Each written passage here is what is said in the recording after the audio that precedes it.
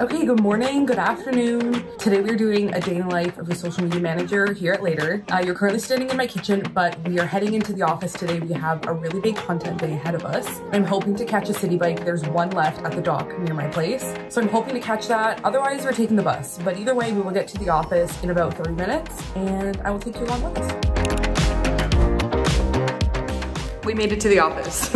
I actually rented out a meeting room today because our first order of business is filming some paid ads today. You'd think that after 2 years of filming myself basically for this job, I'd be used to like seeing myself on camera and hearing my voice, but that is unfortunately not the case. So I like to book out rooms so that I can have like a private space to film and like not bother people and just feel more confident and like feel like I have time and space to like refilm and reshoot without feeling like I'm being perceived. So. And yeah, a little bit more context on the paid ads. So essentially our paid team, we work with them sometimes to create these like UGC style videos where the social team kind of acts like as a creator, like a Later user.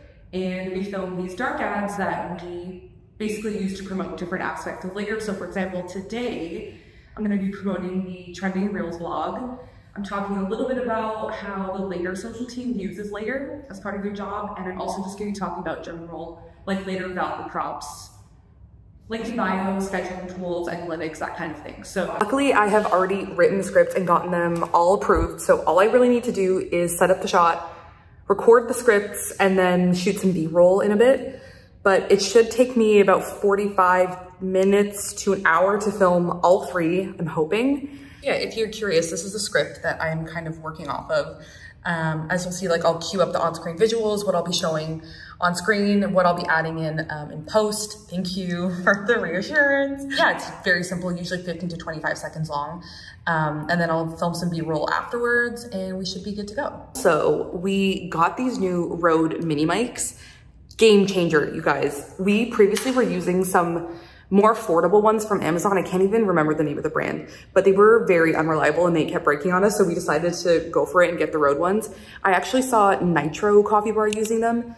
I'll put a screenshot of their account. I love their content, first of all, but their audio quality is so, so good. And I recently posted an Instagram reel to the Later account using the mics, and people definitely were noticing that the mic game was pretty strong. And so I'm not using it right now because I have to use it to film. So I apologize for that, but I'll leave the exact type of Rode mini mic that we have so you guys know. Okay, we've got shot, we've got the script, and we've got the mini mic. Let's do it.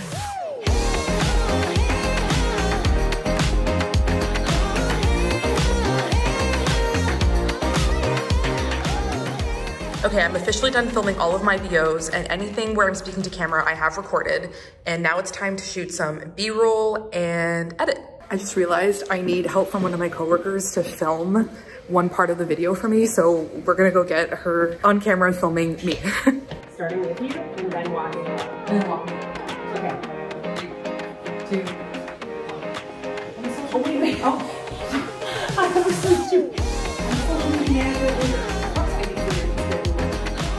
All right, I just finished filming the ads and I finished the B-roll as well. So now it is time to edit, but first, coffee. Secured.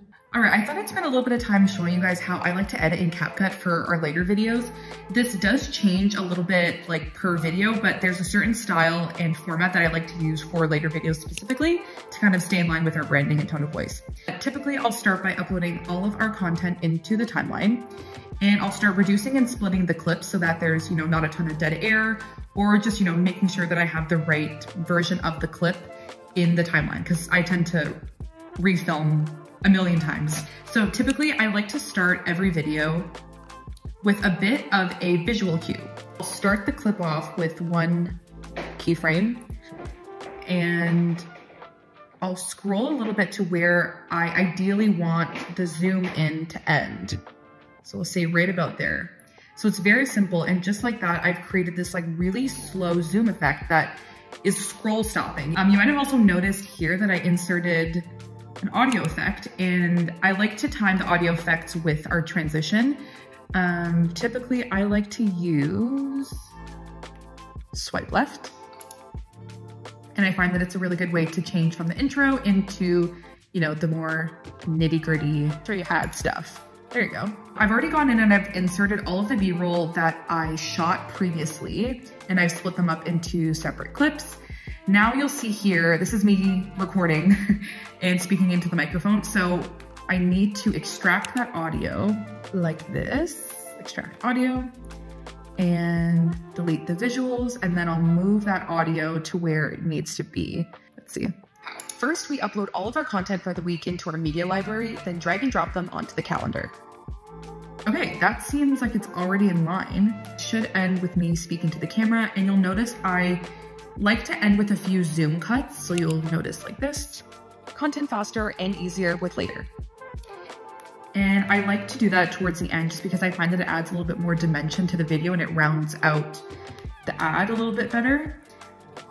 The next step would be to add our auto captions, so I tend to just let them generate. I typically like to use one of the templates that they have available, and I like to make sure that there's a background because when you start scrolling through the video, you'll start to notice that the text will overlap with some of the on-screen screen grabs. So you can see this at least creates some separation between all of these little words and our captions. So it definitely makes it a lot easier to read. I'm a social media manager at Later. Of course I use Later to schedule our social content. Let me show you how. First, we upload all of our content for the week into our media library, then drag and drop them onto the calendar. We spend a bit of time rearranging our grid preview and making sure everything looks cohesive. Writing captions is easy because we save all of our hashtags and CTAs in our saved captions folder, so all we do is click and edit. Then we add in our corresponding link from the Later website to our link in bio and schedule it out to go. Manage your content faster and easier with Later. Right before lunch, I like to spend some time planning our grid in Later and scheduling content that I've already made for the week. So this usually involves a lot of caption writing, grabbing the right Later blog links, and adding them to our link in bio. I also like to spend some time catching up on what's new on the blog for some future content inspo, but for now, it's time for lunch.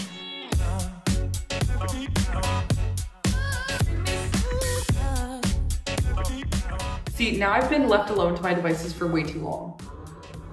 Okay. Why do I not know where to put this camera right now? Okay, all right, I just got back from lunch with my coworker and now it's time for some community management.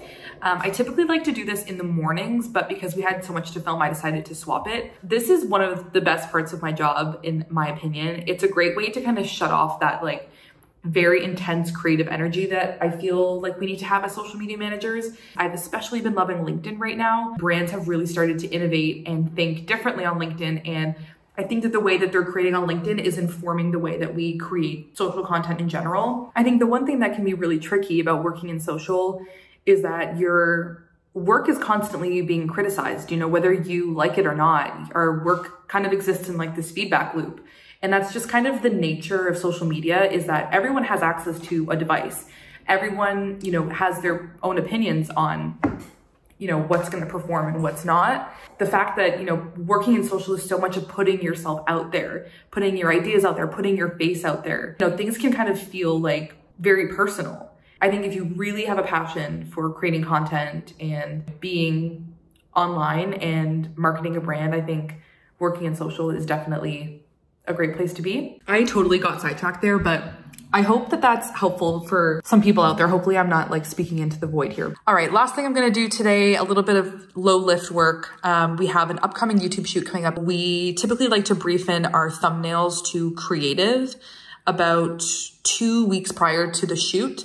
So I'm gonna go through and I'm gonna edit, you know, everything that we need from design, what we need the thumbnail copy to be, the live dates for each video. And I'm gonna go through and also edit all the upcoming titles that we have coming up.